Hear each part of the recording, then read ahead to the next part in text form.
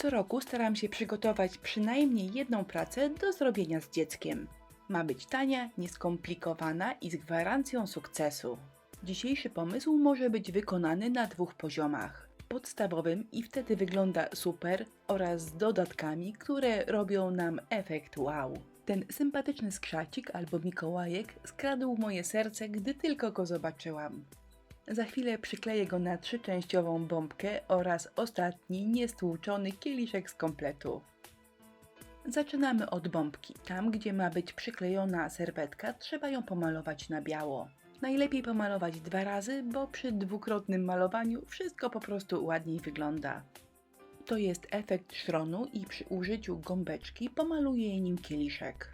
Po wyschnięciu daje bardzo ładny półprzeźroczysty efekt, dzięki czemu kieliszek może służyć jako lampionik, ale też pojemnik na ciasteczka albo cukierki. Do pokrycia szkła nadaje się wyłącznie gąbeczka, pędzlem tego preparatu po prostu nie da się nałożyć. A gąbeczką stukamy o powierzchnię, starając się ten preparat w miarę równo rozłożyć. Kieliszek schnie, a my zabieramy się za serwetkę z Mikołajkiem. Po pierwsze trzeba ją rozwarstwić, a potem w jakiś sposób Mikołajka z serwetki wyciąć albo wyrwać. Ja obrysowuję go pędzelkiem z wodą, wyrywam, przymierzam do bombki, a potem odrywam te części, które mi po prostu z niej zwisają. Zobaczcie, jak to wygląda u mnie, taka dokładność wystarczy. A teraz przygotuję Mikołajka do przyklejenia na szkle. I w tym wypadku margines białej serwetki, która otacza Mikołajka, powinien być jak najmniejszy. Można go oczywiście wyciąć, jeżeli komuś będzie w ten sposób wygodniej. Do przyklejania używam kleju do decoupage. Jeżeli kleję na płaskiej powierzchni, czyli na bombce, obrazek po prostu przykładam, a klejem smaruję wyłącznie od góry. On przemoknie przez cieniutką serwetkę i od razu nam wszystko ładnie do bombki przyklei. Nawet jeżeli powstaną jakieś zmarszczki, to nie ma się czym przejmować. Potem to polakierujemy, można trochę pochlapać białą farbą, że niby pada śnieg i naprawdę tego nie widać. Na szkle lepi się równie łatwo jak na płaskiej bombce, chyba że tak jak u mnie to jest dość mały kieliszek, który jest wypukły. Na dużym kieliszku naprawdę zero problemów, ale na małym i wypukłym może powstać trochę dodatkowych zmarszczek. W takiej sytuacji warto zrobić 2 naddarcia, bo w tych miejscach zrobią nam się zakładki, a nie zmarszczki. Ważna rekomendacja: wybierając kieliszki, ułatwiajcie sobie życie i wybierajcie takie, które nie są wypukłe. A może po prostu trzeba Mikołajka przykleić na słoiku, bo to także super wygląda, a na słoiku lepi się bardzo łatwo. A gdy klej wyschnie, lakierujemy wszystkie powierzchnie lakierem akrylowym matowym.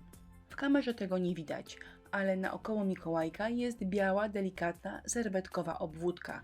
Gdy wszystko zalakierujemy, ona praktycznie znika. Dokładnie lakieruję cały kieliszek, a nie tylko miejsca, w których przykleiłam Mikołajka.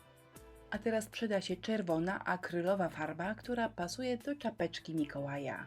Mój odcień czerwieni nazywa się czerwone wino.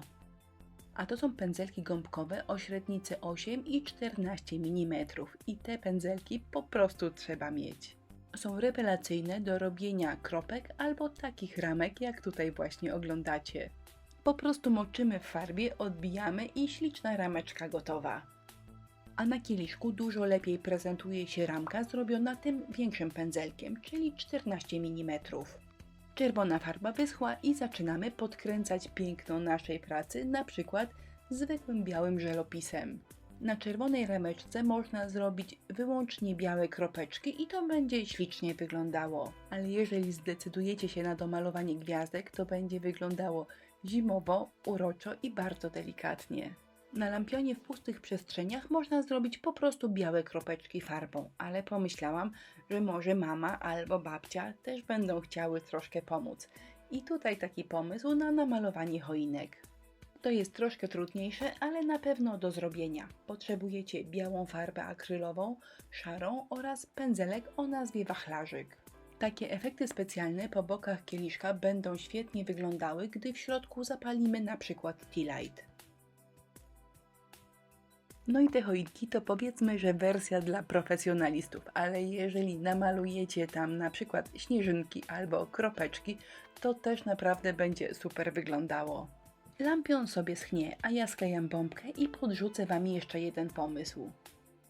Bo może akurat macie w szufladzie jakiś lakier samopoziomujący. Trzeba go wtedy wylać i to naprawdę bardzo efektownie wygląda. U mnie to już jest końcóweczka, więc jak też macie jakąś resztkę w szufladzie, to może akurat to jest ten moment, żeby ją wykorzystać. Lakier można rozprowadzać pędzelkiem, ale myślę, że dużo wygodniej dociągnąć do brzegu jest wykałaczką albo tak jak ja, patyczkiem do szaszłyków. Żeby było zimowo i na bogato, boki delikatnie obsypałam brokatem, białym oraz srebrnym. No i teraz tak przygotowaną bombkę trzeba zostawić na kilka godzin, żeby lakier sobie spokojnie wysechł. A na sucho praca prezentuje się tak. Teoretycznie wszystko już jest gotowe, ale zawsze warto dorzucić jakieś drobiazgi, które nam robią ostateczny efekt wow.